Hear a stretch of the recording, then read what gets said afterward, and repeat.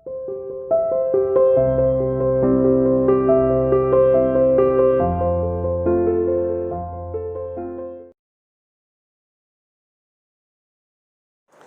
student, welcome to CRN School online classes. Dear student, today we'll discuss lesson number 5 retirement और death of a partner part number 10.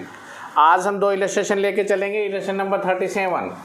देखिए ये illustration जो आपके हो रहे हैं ये रिगार्डिंग ऑफ 8 मार्क्स में आ सकते हैं, तो प्लीज़ इनको थोड़ा ध्यान से देखें. इनमें क्या क्या बनाना होता है मैं बताता हूँ. अगर नेसेसरी लेजर अकाउंट भी अगर आपसे पता करता है तो आपने क्या बना के आना है. सबसे पहला अकाउंट होगा वो रीवैल्यूएशन का होगा. सेकंड होगा वो कैपिटल अकाउंट होगा. ओके. एंड थर्ड होगा वो बैलेंस शीट होगी.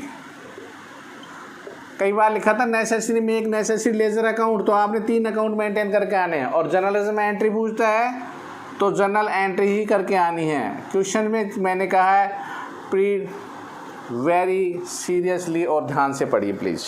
ओके चलो अब हम लेते हैं लेसन नंबर 37 में क्या दे रखा है. Read question thoroughly. थोड़ा ध्यान से पढ़िए सवाल को और फिर उसके बाद कीजिए. सवाल में क्या दे रखा है कि पंकज, नरेश और सौरभ, सुभाष. पंकज, नरेश और सुभाष ये 3 पार्टनर हैं और इनका रेशियो क्या है 3:1 है. तो you can say 3/6, 2/6 and 1/6. Is that clear. इसमें रिटायरमेंट कौन हो रहा है? नरेश रिटायर्ड हो रहा है. तो नरेश जो रिटायरमेंट है उसका ऐसे लिख लो भाई ऐसे. तो यही 3/1, 3/4, 1/4 इनका न्यू रेशियो होगा. लेकिन सवाल में गिवन है न्यू रेशियो. पंकज और सुभाष का नया रेशियो होगा 5:1. तो 5/6, 1/6. here is the old position, here is the new position. तो गेनिंग रेशियो क्या होता है? New minus old. 5/6 माइनस 3/6, 2/6. तो ये तो गेन है.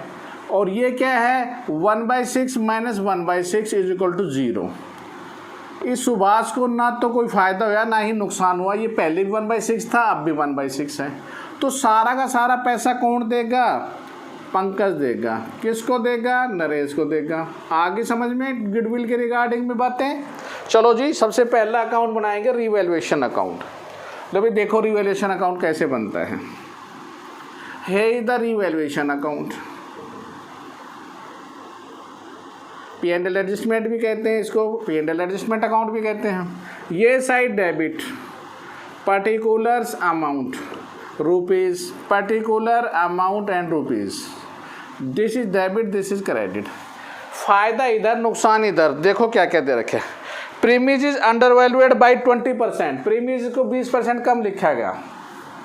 अब प्रीमिज की वैल्यू कितनी है एट प्रेजेंट में? एट प्रेजेंट बता रहे 80,000 की. देखो ध्यान से सुनना.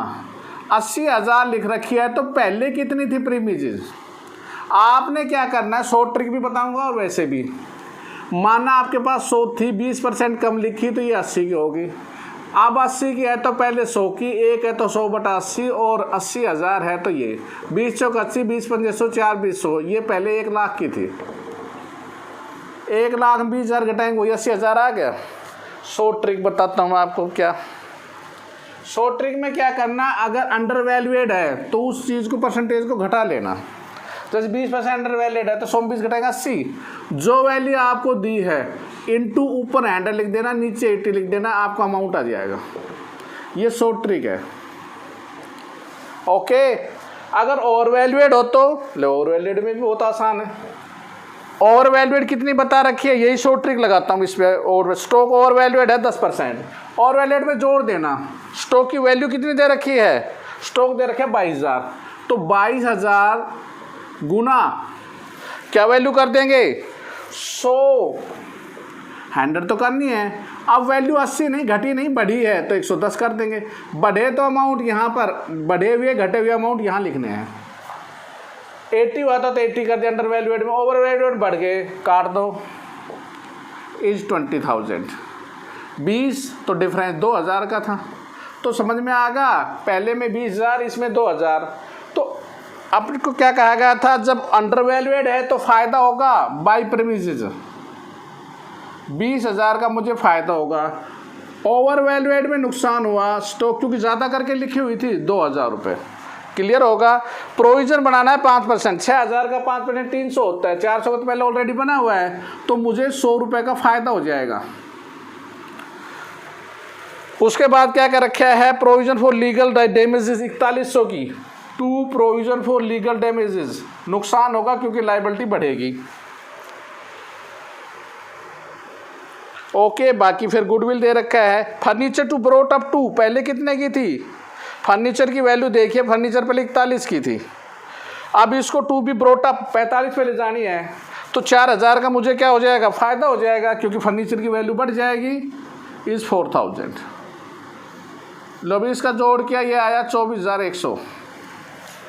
ओके, इधर इसमें से घटाएंगे 6100, तो प्रॉफिट कितना होगा, 18000 रुपये का। किसको दे देंगे, पंकज, नरेश और सुभाष को। रेशियो क्या है, 3/6 2/6, ओल्ड पार्टनर ओल्ड रेशियो। 3/6 करेंगे तो 9000, 6000 और 3000। पहला अकाउंट आपका is that clear. Okay, understand. तो पहला समझ में आ गया, रिवैल्यूएशन आ गया, तो सेकंड अकाउंट क्या बनाते हैं, कैपिटल। और बैलेंस शीट के बारे रिगार्डिंग में तो मैंने ये कह रखा है भैया, पुरानी बैलेंस शीट देखिए और नई बैलेंस शीट बनाइए। अब कैपिटल अकाउंट, नो रट्टाफिकेशन, सो इजीली एक एक स्टेप अपने आप ही माइंड में सेट करते चला जाइए। पहले तो फॉर्मेट भाई, ये पंकज है, ये नरेश है, ये सुभाष है, ये पंकज, ये नरेश, ये Subhash, particular. By balance BD, सबसे पहले कैपिटल बैलेंस उतार लो, 40000, 30000, 20000, ये 46000, ये 30000 और ये 20000, उतार लिए बैलेंस। चलो जी, उतारने के बाद पहला स्टेप, जनरल रिजर्व फंड है तो ट्रांसफ़र कर दो, जनरल रिजर्व था, बाई जनरल रिजर्व, कितना है जनरल रिजर्व दे रखे है 12000, तो 6000, 4000 और 2000 हो गया अभी जनरल रिजर्व। सेकेंड रिवैल्यूएशन का प्रॉफिट हो रहा था, बाय रिवैल्यूएशन 9000, 6000 और 3000। गुडविल अगर अपेयर्ड है तो उसको राइट ऑफ कर दो, वो तो दे नहीं रखी थी। अब गुडविल में देखो क्या बताया था मैंने, गुडविल की वैल्यू दे रखी है 42000, 42000 में जो जा रहा है अपना हिस्सा लेके जाएगा, नरेश जा रहा है, नरेश का हिस्सा था 2/6, 2 या 6 3, 14000, 14000 कौन देगा, सारा अमाउंट पंकज देगा। पंकज क्यों देगा, क्योंकि नोट करना, सारा फ़ायदा पंकज को हुआ था, सुभाष को तो फ़ायदा नहीं हुआ, तो हम लिखेंगे बाई पंकज, और नरेश के खाते में 14000 डाल देंगे, और इसमें क्या लिखेंगे, टू नरेश, तो ये अमाउंट किससे ले लेंगे, पंकज से ले लेंगे।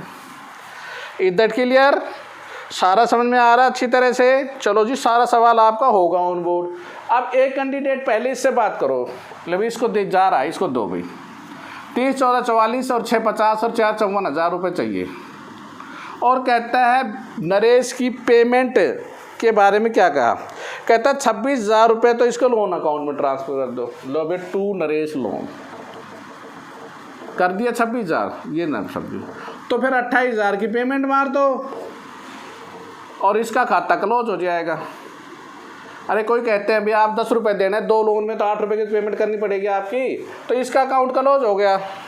उसके बाद टू बैलेंस शीट डी, 46 और 6 52, 52 और 9 61, 20 2 22 और 3 25, 61 के अंदर क्या घटा देंगे 14,000, तो 47,000 बैलेंस शीट में ये ट्रांसफर हो जाएगा, 47,000 47,000, और इसमें से घटा देंगे तो कितना आ जाएगा भाई 25, कुछ नहीं था इधर 25 का 25, ये ट्रांसफर बैलेंस शीट में। अब एक चीज़ ध्यान रखना सिर्फ, उनके पास बैलेंस शीट में रुपया रखा था 7,600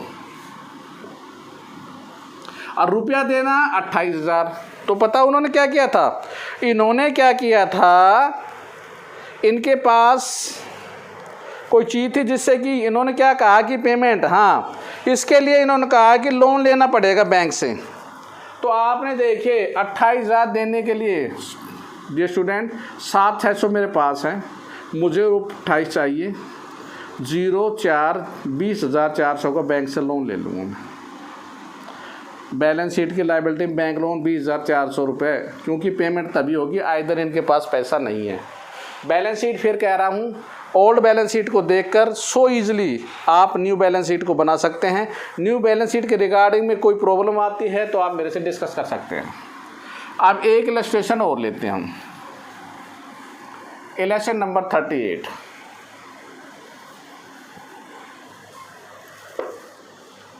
क्या है 38 में, देखिए प्लीज़। इलस्ट्रेशन नंबर 38 में क्या दे रखा है, देखिए given please. He the partner of X Y Z, ये एक्स वाई और जेड, रेशियो है 5:3:2, 5/10, 3/10, 2/10। ओके, कौन रिटायरमेंट हो गया, यहाँ पर रिटायरमेंट वाई हो गया, वाई का शेयर था 310, इसने अपना हिस्सा भेज दिया किसको, एक्स और जेड को। कितना रुपया दे दिया एक्स और जेड को, 8,000 और 4,000। वाई एक्स ने दिए 8,000, जेड ने दिए 4,000। तो हम कह सकते हैं इसके हिस्से को 2:1 में खरीद लिया। अरे 3 0 3 0 गए, 4 दूनी 8 4। चलो जी, न्यू रेशियो निकालना हो ना तो 3/10 को 2/3 से मल्टीप्लाई कर देंगे, तीनों 1/3 इसमें जोड़ देंगे, इसमें जोड़ देंगे, रेशियो आ जाएगा। इज दैट क्लियर, हो गया। चलो जी, ये तो बात आ गई आपको समझ में, और इनका गेनिंग रेशियो है वो यही है। अब हम सवाल में चलते हैं। कहता है नेसेसरी प्रिपेयर रीवैल्यूएशन अकाउंट बनाइए। तो सबसे पहला अकाउंट कौन सा है, रीवैल्यूएशन। ध्यान से सवाल पढ़ के आप इजीली कर सकते हैं, कोई दिक्कत नहीं है। 8 नंबर का सवाल बहुत ही आसान आता है। रीवैल्यूएशन, कैपिटल और बैलेंस शीट। चलो जी, रीवैल्यूएशन में क्या कहता है, 1, 2 और 3 बातें दी हैं। स्टॉक कहता है एप्रिशिएटेड हो गया। स्टॉक जब बढ़ेगा तो हमें फ़ायदा होगा, फ़ायदा होगा तो हम इधर लिखेंगे बाई स्टॉक। कितने का फ़ायदा होगा दे रखा है इसने, स्टॉक 20% होगा। पहले स्टॉक था कितने, 5,000 का 20% कितना होता है, 1,000 का फ़ायदा होगा। फ़ायदा इधर, ये side debit, particular amount, particular and side credit and amount in the rupees. 1,000 का फ़ायदा हुआ, ओके। उसके बाद बिल्डिंग कितने से बढ़ गई, 5,000 से, तो लिखेंगे बाई बिल्डिंग। 5,000 से आपको ये फ़ायदा हुआ। उसके बाद इन्वेस्टमेंट बेच दिए 22,000 में, थे कितने के ये इन्वेस्टमेंट, 10 के थे, 22 में बेचे, 12,000 का फ़ायदा हुआ। इन्वेस्टमेंट, आपको सारे फ़ायदे नुकसान तो हुआ ही नहीं, तो 12 5 17 और 1 18, 18,000 इधर का जोड़ आया। इधर कुछ है नहीं तो सारे का सारा क्या होगा, प्रॉफिट होगा। और this profit transfer to X Y and Z, और रेशियो गिवन आपके पास 5/10, 3/10 एंड 2/10। 5/10 करेंगे तो ये 9,000 आएगा, 3/10 करेंगे तो ये 5400 आएगा, और 2/10 करेंगे तो ये 3600 आएगा। ओके, तो पहला कंसेप्ट क्लियर होगा आपका, 9,000, 5400, 3600 रिवैल्यूएशन आ गया। अब हम सेकंड क्या बनाते हैं, सेकंड पता रखा है कैपिटल अकाउंट, और फिर उसका बाद बैलेंस शीट। गुडविल की तो एंट्री सो क्लियर है, देखिए एक बार, ये एक्स है, ये जेड है, नोटेड करना, x debit, Z debit, x capital debit Z, 2y, 8,000 ये देगा, 4,000 देगा, तो y को कितने रुपए में, 12,000। ये गुडविल के तो हैं, यही तो रिश्ते खरीदा है इसमें, और गुडविल के एंट्री गेनिंग रेशियो में तो करते हैं। ओके, चलो जी, अब कैपिटल अकाउंट बनाते हैं। ये कैपिटल भाई नोटेड हर हियर, ये एक्स, ये वाई, ये जेड, ये एक्स, ये वाई, ये Z, by balance BD noted करो। बैलेंस कितना एक्स वाई जेड का, 30,000, 20,000, 20,000, ये 30,000, ये 20,000 और ये 20,000 उतार लिया। दूसरा स्टेप क्या बताया था, जनरल रिजर्व फंड है तो ट्रांसफर है, जनरल रिजर्व कितना है, 10,000, बाई जनरल रिजर्व 5,000, 3,000 और 2,000, 5 3 2 का रेशियो था, 10,000 है तो सेम अमाउंट आ जाएगा, 5 3 2, 5,000, 3,000 और 2,000। उसके बाद रिवैल्यूएशन का प्रॉफिट हुआ 9,000, 5400, 3600। देखिए स्टेप पर है ये, एक स्टेप, दूसरा स्टेप, 9,000, 5400 और 3600। गुडविल में क्या दिया था, एक्स और जेड ने दिया वाई को, कितना दिया, एक ने कितना दिया था, 8,000 और 4,000, एक ने 8,000 दिया और एक ने 4,000 दिया, तो यहाँ वाई में लिख देंगे 2 वाइज। 8,000 इसके खाते से ले लेंगे, 4,000 इससे ले लेंगे। Is that clear? चलो जी, अब हमने देखना है वाई ने 20 3 25, 5 30, 12 42, वाई को रुपए देने हैं, इनका जोड़ कर देते हैं हम। इसको रुपया चाहिए 40,400 और इसने कहा है Y to be paid off, Y का पूरा भुगतान करो टू बैंक। मैं 40,400 दे के इसका खाता क्लोज कर देता हूँ, ना दिया तो लोन अकाउंट में ट्रांसफ़र। लेकिन अब ये देखेंगे रुपये भी है ना इनके पास। इनके पास कहता है बैंक में रखा था 25,000, ध्यान देना, 25 ये रखा और इन्होंने इन्वेस्टमेंट बेचे थे 22,000 के। इनके पास रुपए 47,000, 47 में दे दो 40,400, फिर भी बच गया इनके पास तो 6,600, ये बैलेंस शीट में चला जाएगा। Is that clear? समझ में आएगा जो मैंने बताया आपको। ये वाई टू पेड ऑफ, उसकी पूरी पेमेंट होगी है। पैसा कहाँ से आया? 25 इनके पास रखा था, 22,000 इन्वेस्टमेंट बेचे थे, 47 होगा, 40,400 दे देंगे, 6,600 फिर भी बच जाएगा। और इनका balance transfer to balance sheet, to balance sheet ही। 30 + 35 = 44, 44 में 8 जाएंगे तो 36,000। इसमें कितना? 20 2 22 और 3 25,600, 25,600 में 4,000 चले जाएंगे तो कितना आ जाएगा? 21,000। 25,600 में क्या चले जाएंगे आपके? 4,000 चले जाएंगे तो 21,600 हो गया। 25,600, 21,600, ये 600 और ये वाला 36,000, transfer to balance sheet. Okay, balance sheet इसमें बनवा नहीं रखी है, and the balance sheet also form बनवा रखी है। तो बैलेंस शीट देखो, मैं इजीली आपको बता देता हूँ एक बार। बैलेंस शीट में कैपिटल हो गया एक्स और जेड की 36,000 और 21,600। सन्ड्री क्रेडिटर, जनरल रिजर्व गया, क्रेडिटर है 7,000 रुपये की और बीपी है इनका 3,000 रुपये, एक साइड बन गई। इधर बिल्डिंग कितनी है? 25 से 30,000 हो गई थी। प्लांट एंड मशीनरी 15,000 की है। इन्वेस्टमेंट सोल्ड हो गए, जा चुके हैं। डेटर 10,000 की है। स्टॉक 5 से 6 होगा था और बैंक का बैलेंस 25 से 6,600, टोटल आ रहा है हमारा 67,600, 67,600। Okay dear student, I hope that आपको बहुत अच्छी तरह समझ में आया होगा। अब देखिए आपका होमवर्क। होमवर्क क्या है dear students? 1 to 38, illustration number 1 to 38 in the practice notebook, and the exercise regarding of this 1 to 38 also in the fair notebook.